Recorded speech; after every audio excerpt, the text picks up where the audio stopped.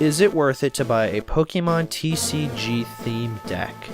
This video will look at the contents of just one of these sealed Pokemon products, and we will be determining whether or not it's worth purchasing based on three main key points.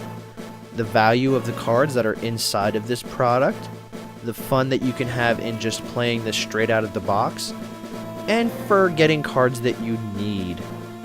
Let's take a look. With every theme deck you buy, you will get a 60 card deck that is ready to play out of the box, one card checklist, a metallic coin which cannot be used in tournaments but is legal for casual play, a code card to play this deck online, a cardboard deck box, and finally, damage counters. Let's look at the damage counters. These are just heavy cardboard punch-outs that you can use to mark the damage your Pokemon receive. You get a fair number of them, but you can run out of them very easily. They're also cardboard, which frays and wears out eventually, so these are not really good for long-term use. The burn and poison counters are also cardboard, and since you only get one of each, your opponents will have to have them of their own as well. I prefer the higher quality plastic ones that you can get in the trainer deck boxes or the Pokemon Fat Packs. Players also frequently will upgrade to D6 dice to indicate damage on their Pokemon, as opposed to these cardboard cutouts. The checklist is also very nice, although I really don't personally use it. It is nice to see what you're actually able to get from each set if you're a collector of sorts. You also get a playmat, a paper playmat that I actually kind of like. While it is a cheap paper playmat and subject to ripping and tears and general wear and tear if not taken care of, it does show a lot of information that I feel is very useful, especially when you're a newer player.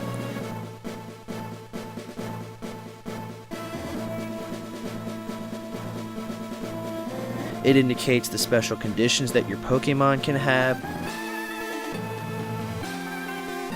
It indicates how the turn flow order goes.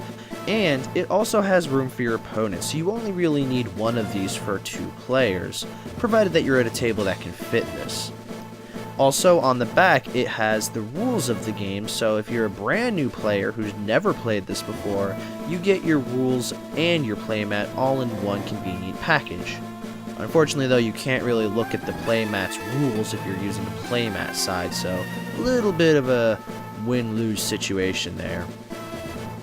Now let's talk about this code card. Obviously this code has been used by me to get this deck online, so it's interesting to see that this is the way that Pokemon encourages people to use their online client. With Magic the Gathering Online, they don't offer this at all.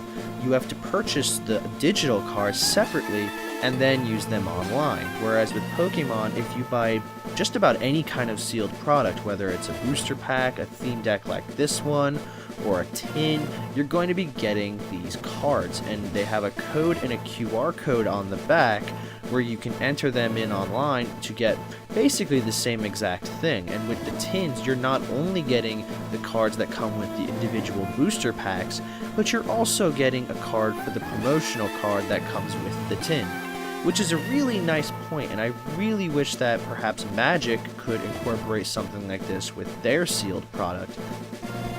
What I really love about this product and all theme decks is that they have the full deck list on the back. One thing with the Magic intro packs is that you do not have a deck list available at the time you're looking at the product. You can go online and look up their deck lists, but I really don't like having to stand at a local game store or at Walmart at the card section and Google search for the card list. With this, you get the entire deck list presented to you, no issue, right on the packaging. I want to take a moment while I'm showing off the remainder of the deck on camera to talk about these metallic coins. It is just a plastic coin with a holographic paint on it. This paint can be easily chipped off and it will eventually end up just being a black plastic coin, which it looks nice and it's pretty, and I guess some players might collect this. I know I used to collect a few of these coins back when I played more extensively. but realistically, you cannot use this at a official tournament. You need to use a tournament regulation dice to show for heads and tails flips, so this is really only useful in casual environment. Now, in terms of value, there's nothing really super standout-ish with these theme decks. Of course, this might be subjective from deck to deck, as some might contain cards of higher value than others. Of course, these are just theme decks, so you can find them in great supply, so of course the cards in them aren't going to be super expensive. For me, a lot of the more valuable cards in terms of my use come from the trainers and the supporters, being useful in a multitude of decks. A lot of decks run a lot of trainers, so you definitely might be able to pick up a few of these key cards in some of these theme decks. You just have to look for them. And that's going to do it for this review of a Pokemon Trading Card Game product. I hope you enjoyed this video. If so, and you want to see more like this, feel free to hit that like button down below. If you're new to the channel, and most of the other content on this channel is Magic the Gathering related, if you're wondering, consider hitting that subscribe button today and joining the Planeswalker Project's community. And with that, I will see you guys in the next video.